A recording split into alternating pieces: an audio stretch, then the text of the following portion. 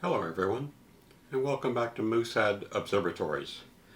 Today we're going to install some filters into a ZWO filter wheel, and during the time that I'm installing this I'm going to talk through why I chose these particular filters and these particular filter sizes. Now, filters come in sizes for astronomy that range anywhere from 1.25 inches up to 2 inches or more. And as the filters get larger and larger, they get much more expensive. They almost double in cost for each incremental step that you go up. So the most common type of filter that folks purchase is the 1.25 inch. We'll talk through why I decided to get the 2-inch in just a minute, but let's go ahead and take a look at the filter wheel. This is an automated type of filter wheel. It has 7 different positions. It has a connector on the bottom that is USB, and we're going to install the filters into this filter wheel. But before we do that, I want to make a label for the outside of the filter wheel that tells me what filter is in each of the 7 different positions. Because when I go into a program to tell the program which filter to choose, I'll have to know which position is which. Position 1, 2, 3, so on, all the way up to position 7. So I just have one of these simple labeling programs. Now the filters I'm putting in here are luminance and RGB, which of course stands for red, green, blue. And then I'll also be labeling 3 other slots for a hydrogen alpha filter, an oxygen 3 filter, and a sulfur 2 filter. I haven't purchased these narrowband filters yet, the hydrogen alpha, the sulfur, or the oxygen 3 yet, but I want to go ahead and put a label here on the outside for as soon as I do get them. So I've got the 1 followed by an L, that stands for position 1. I'll put in a 2 and follow that with an R, and so on, all the way down the line through number 7. So we'll come back in just a minute when I get this completely done. Okay, so I got my label made, 1 through 7 with the various filters labeled. Let's peel this off and stick this on our filter wheel.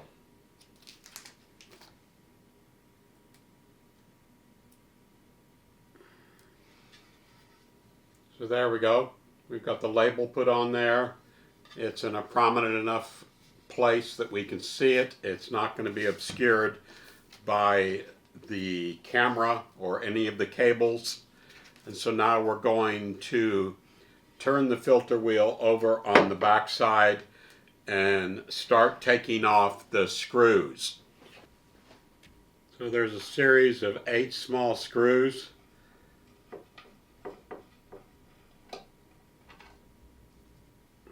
And we'll just take out each one of these, and that will allow us to remove the back.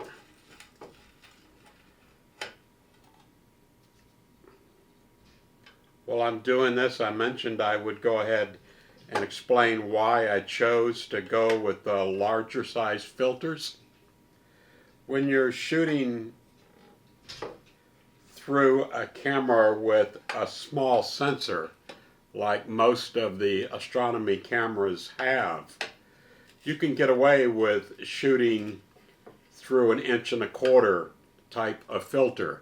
But if you're going to use a ASPC type of sensor, like is found on most consumer grade cameras, or if you're going to use a full frame sensor like is found on full frame 35mm cameras, and also found on some higher end astronomy cameras, then you're going to need larger filters or you'll get vignetting, or kind of the blackish border that forms around the sides, because it gets into your area of your image.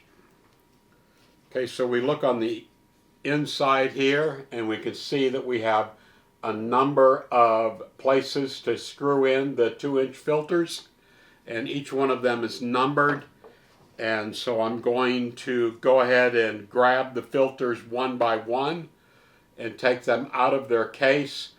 These are Astronomics brand of filter. You can buy much cheaper filters, and you can also buy much more expensive filters. For each one of these filters, I'm going to look very carefully for any dust spots, any places that need to be cleaned off. Prior to putting them in here, I have my camera cleaning kit right here.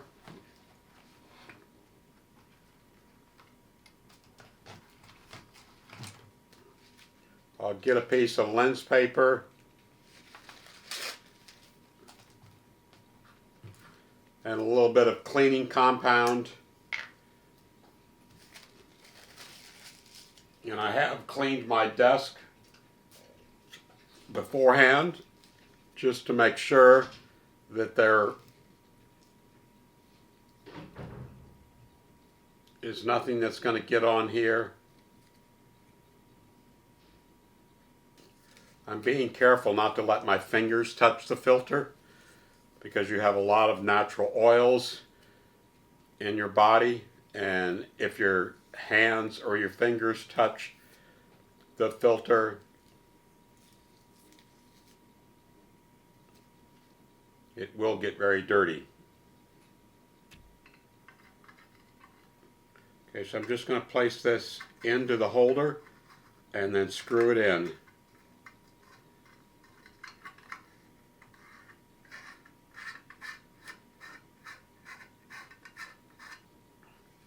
Okay, there's the first filter installed.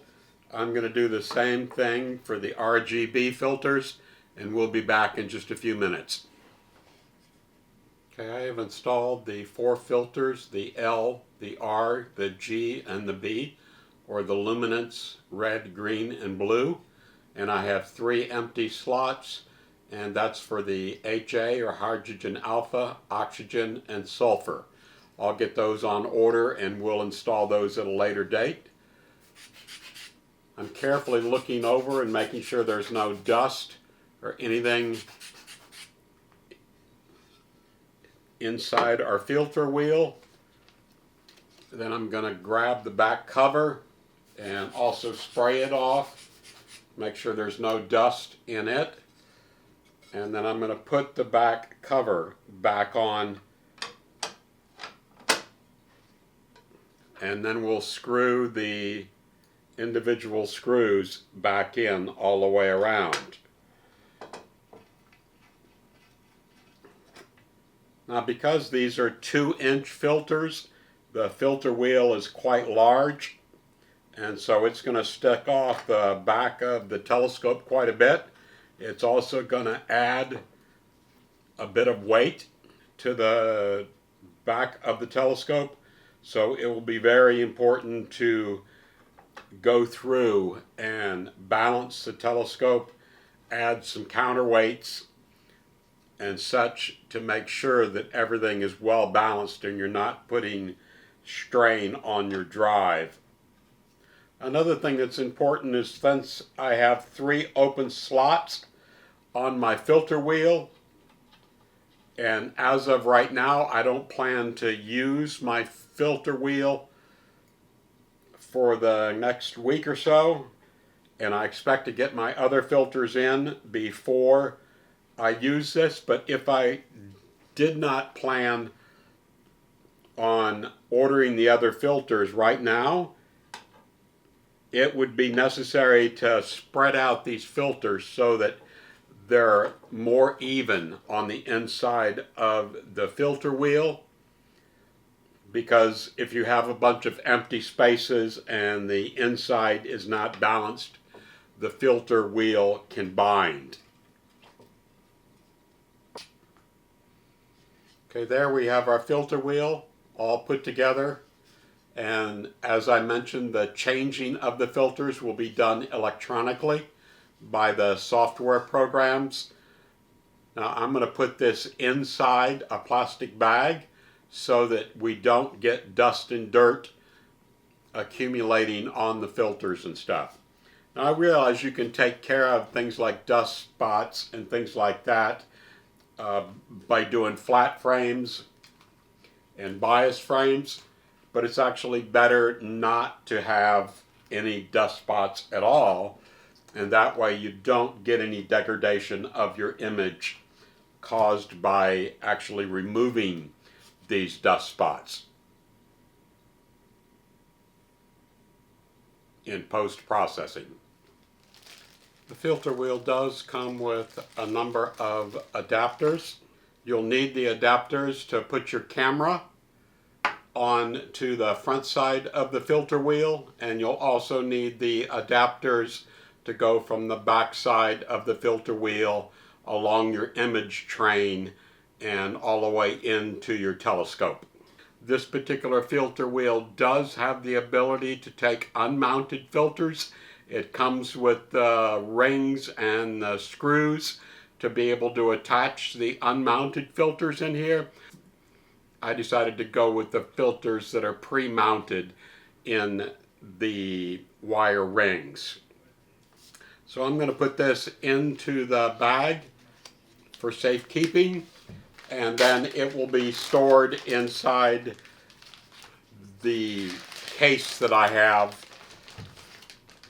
And then anytime I need to use it, I'll just get it out of here and I'll attach on to it the appropriate filter rings or adapter rings, and then I'll also attach on the camera. And this is a ASI 290 mm camera by ZWO. You can also use a 1600 mm camera or various other types of cameras. Now these filters are primarily made for shooting through a monochrome type of camera, and generally monochrome cameras are going to give you much better resolution, but it's also going to be more difficult in the sense that you have to take multiple types of exposures through the different types of filters and then combine them later on in your computer by using various types of programs. But by using a monochrome camera, you get a much higher resolution and a much better picture quality. We'll go over that in a future video and how that is done. But for this particular video, I just wanted to cover the filter wheel. As far as this particular combination, you'll need an M54 male adapter for the front side, and for this particular camera you'll need an M42 male adapter, and then that way the camera will screw directly into the filter wheel by using the M54 male to M42 male adapter. Now on the back side over here, it also has an M54 thread, and it does come with a couple of adapters, and you'll just have to look at your image train to determine exactly what you need and if those adapters will fit everything that you have or you need more adapters. I hope you've enjoyed this video. If you would, please give it the old like icon. And if you haven't subscribed to our channel, please consider subscribing, and we'll see you back here at Moosehead Observatory very soon. We do a video at least once a week, sometimes multiple times a week. Thank you so much for watching, and we'll see you back here very soon. Goodbye.